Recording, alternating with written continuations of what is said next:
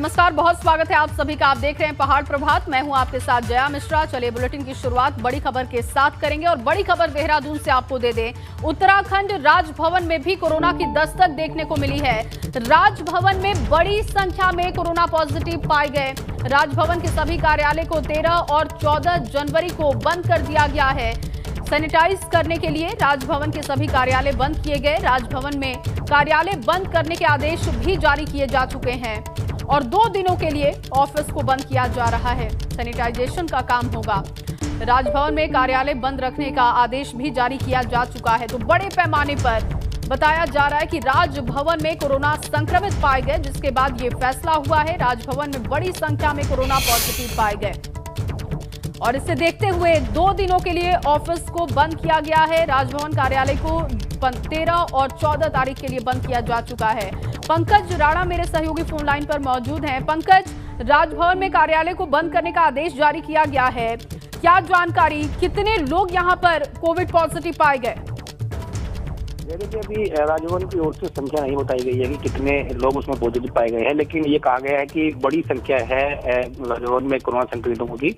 इसीलिए जो राजभवन है वो आज और कल के लिए पूरी तरह से बंद कर दिया गया है। सभी कार्यालय सैनिटाइजर किए जाएंगे, उसके बाद दफ्तर खोले जाएंगे। फिलहाल अभी कार्यालय में जो भी कामकाज होता है उसको बंद कर दिया गया है और जो संक्रमित आए हैं उनके संपर्क में जितने भी लोग थे सबको आइसोलेट करने के निर्देश दिए गए हैं। यानी कि कहा जा सकता है कि जिस तरह से लगातार कोरोना उत्तराखंड में बढ़ रहा है वो अब जो वीवीआईपी एरियाज हैं वहां भी दस्तक दे रहा है और उसी की कड़ी में राजभवन में बड़ी संख्या में लोग संक्रमित हुए हैं और अभी फिलहाल 2 दिन के लिए राजभवन को पूर्णतः बंद कर दिया गया है। किसी भी कर्मचारी की एंट्री नहीं होगी, सभी की जांच कराई जाएगी, ऑफिस को सैनिटाइज किया जाएगा, उसके बाद आगे कार्यालय खोले जाएंगे। बहुत शुक्रिया पंकज आपका तमाम जानकारी के लिए। और इस बीच आपको एक और बड़ी खबर दे दें। ऋषिकेश से बड़ी खबर है। भाजपा सांसद साक्षी महाराज के खिलाफ मामला दर्ज किया गया है। बताया जा रहा है कि कोविड प्रोटोकॉल उल्लंघन का मामला उन पर दर्ज हुआ और बिना अनुमति के साक्षी महाराज ने अपना जन्मदिन मनाया। ऋषिकेश आश्रम में सैकड़ों संतों को शामिल उन्होंने किया, जन्मदिन पर भोजन कराया, जिसकी तस्वीरें देखिए हम आपको दिखा रहे हैं। भारी संख्या में लोग वहां पर पहुंचे थे और सांसद सहित 50 लोगों के खिलाफ मुकदमा दर्ज किया गया है। कोविड प्रोटोकॉल का उल्लंघन जमकर किया जा रहा है। इसी कड़ी में जो जिम्मेदार लोग हैं उनकी तस्वीरें अब सामने आ रही है। देखिए किस तरीके से साक्षी महाराज ने कोविड प्रोटोकॉल का उल्लंघन किया।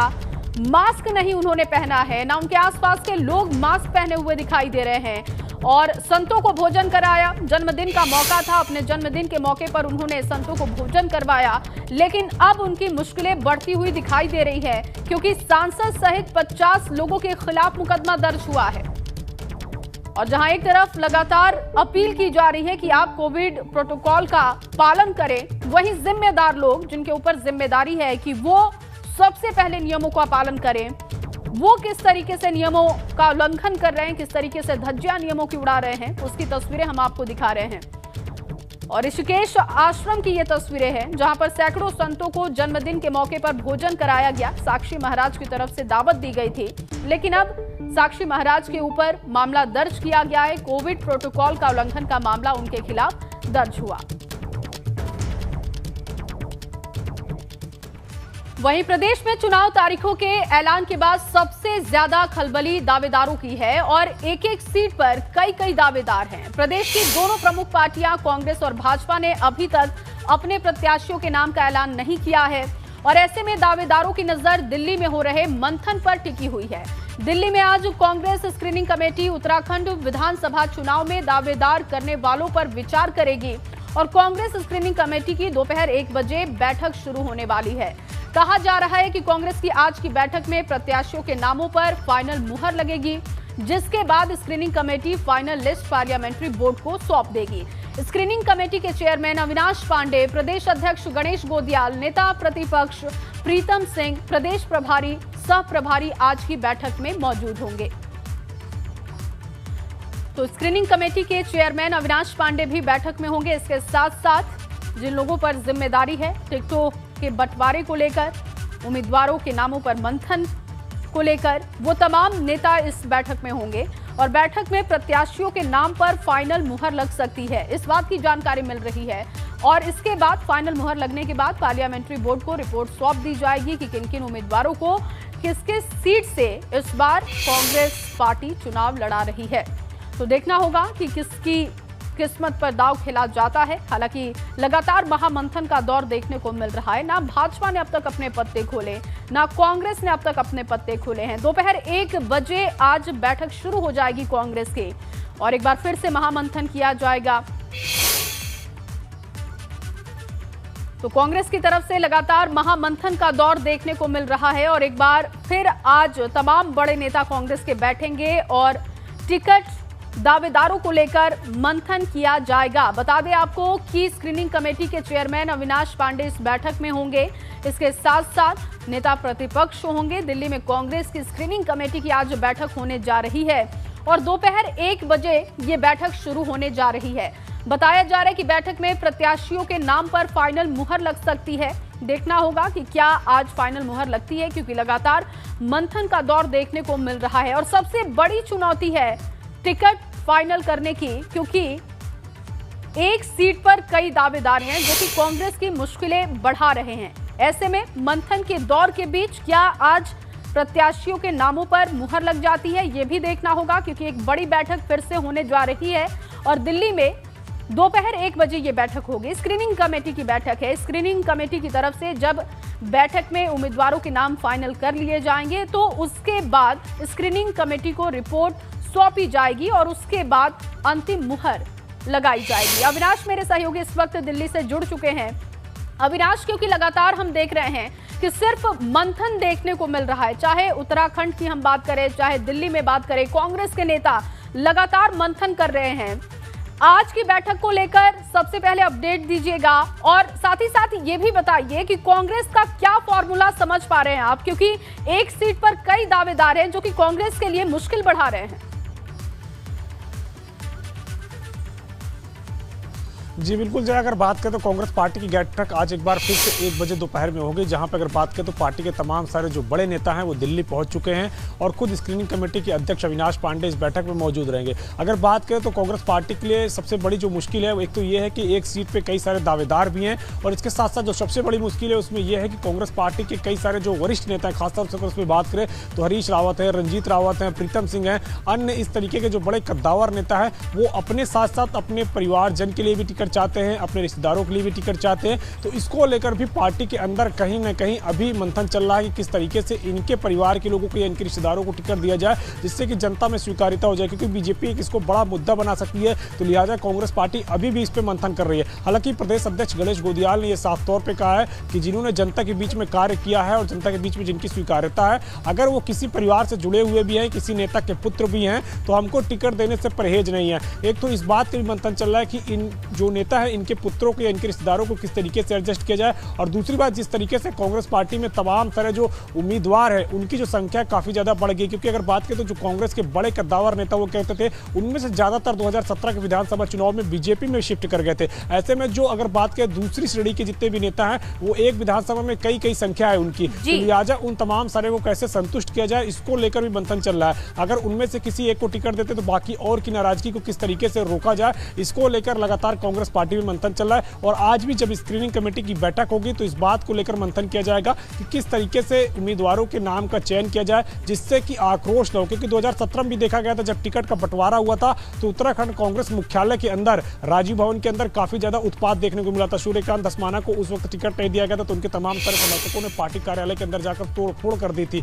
तो यह भी देखने को मिल चुका है उत्तराखंड के अंदर। तो लिहाजा इन तमाम सारी गुटबाजियों से और इन तमाम सारे लोगों से किस तरीके से निपटा जाए या किस तरीके से उनको टिकट दिया जाए, तो इसको लेकर कांग्रेस पार्टी में अभी भी मंथन चल रहा है कि किस तरीके से वहां पे तमाम सारे लोगों को टिकट दिया जाए जिससे कि नाराजगी को भी रोका जा सके और जो उम्मीदवार को टिकट दिया जा सके उसको चुनाव में भी जीत दिला सके। तो इसको लेकर अभी कांग्रेस पार्टी आज एक बार फिर से स्क्रीनिंग कमेटी की बैठक में बैठेगी और बिल्कुल, और देखना होगा अविनाश कि क्या आज उम्मीदवारों के नाम पर फाइनल मुहर लगता है क्या, क्योंकि इस तरीके की स्थिति दिखाई नहीं दे रही है। लेकिन फिर भी माना जा रहा है कि आज महामंथन के बाद ये जो स्क्रीनिंग कमेटी है वो आगे के लिए रिपोर्ट भेज देगी। बहुत शुक्रिया अविनाश आपका तमाम जानकारी के लिए।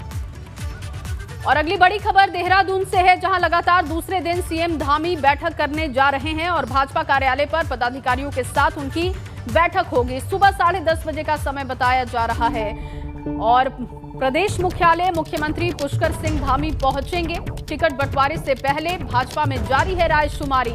चुनावी रणनीति को लेकर संगठन के बड़े नेताओं के साथ अहम बैठक का दौर देखने को मिल रहा है और आज सुबह 10:30 बजे एक बार फिर से बैठक होने जा रही है। टिकट बंटवारे को लेकर भाजपा में लगातार रायशुमारी जारी है। चुनावी रणनीति को लेकर संगठन के बड़े नेताओं के साथ एक अहम बैठक आज होने वाली है।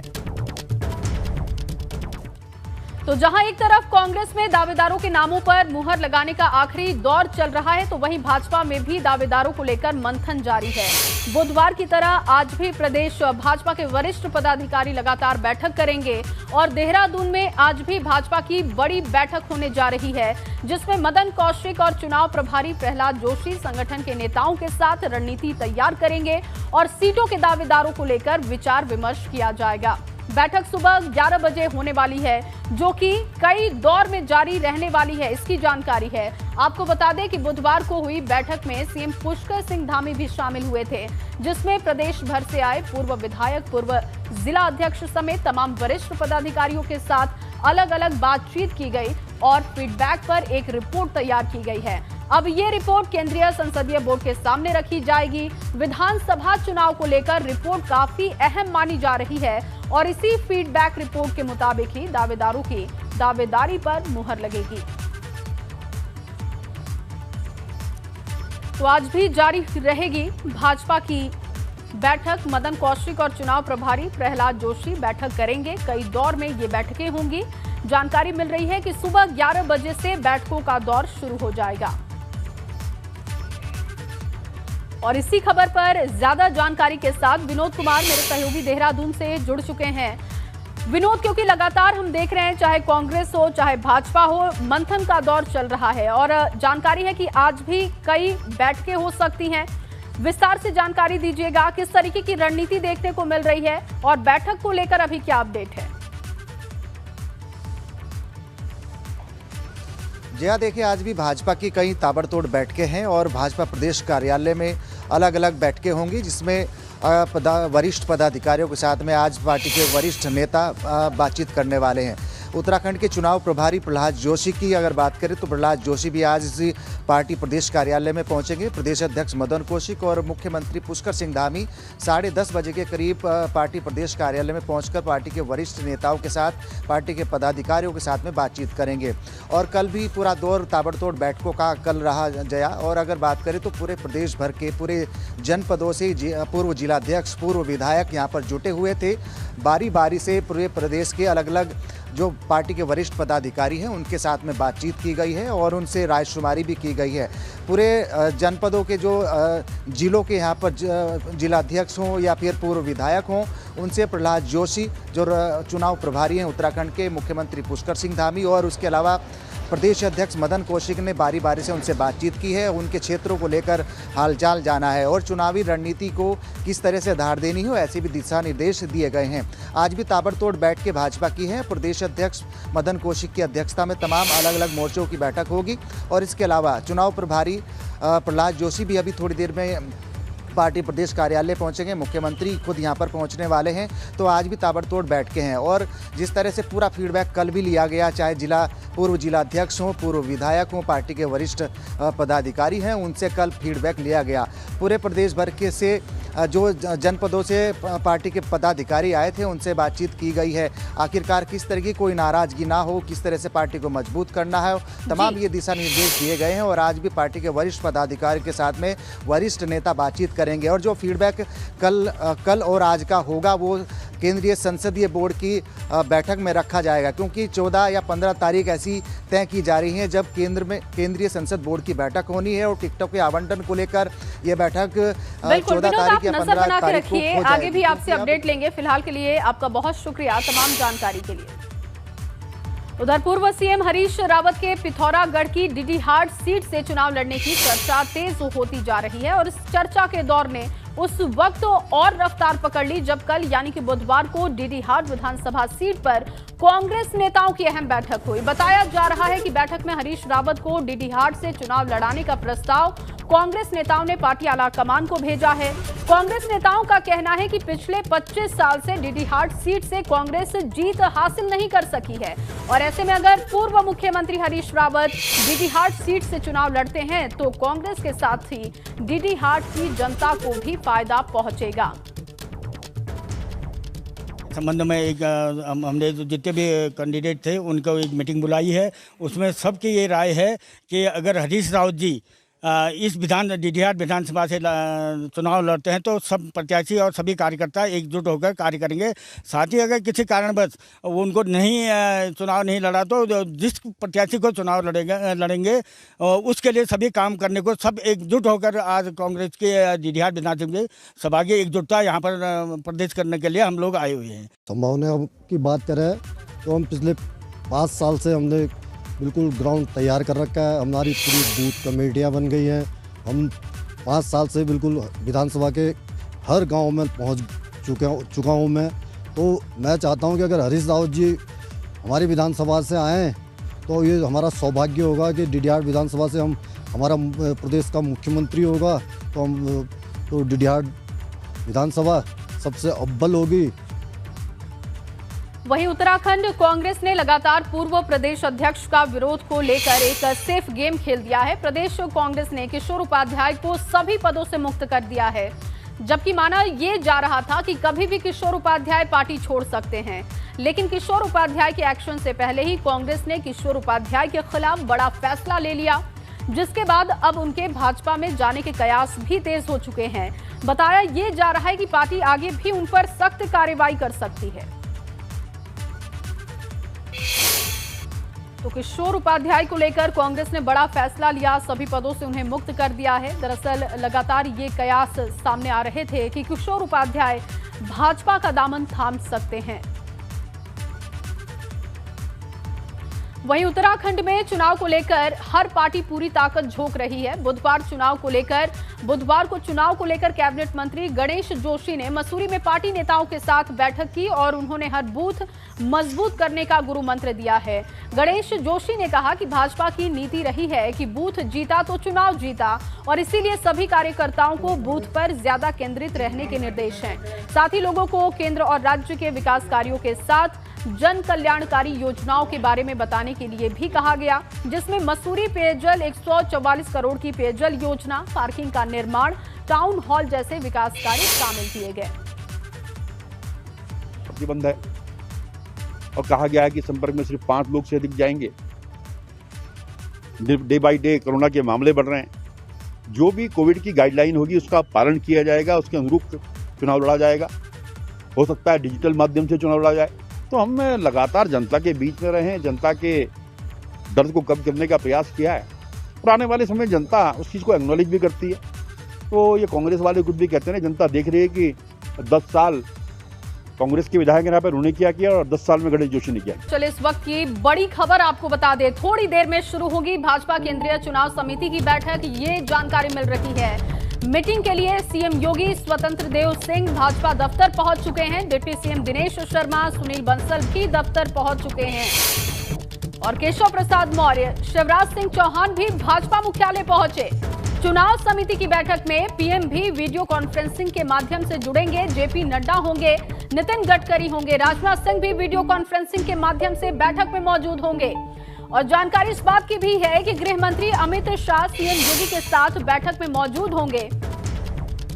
तो देखिए लगातार टिकटों को लेकर मंथन चल रहा है। एक बड़ी बैठक होने जा रही है। वीडियो कॉन्फ्रेंसिंग के माध्यम से प्रधानमंत्री भी जुड़ेंगे, इस बात की जानकारी है।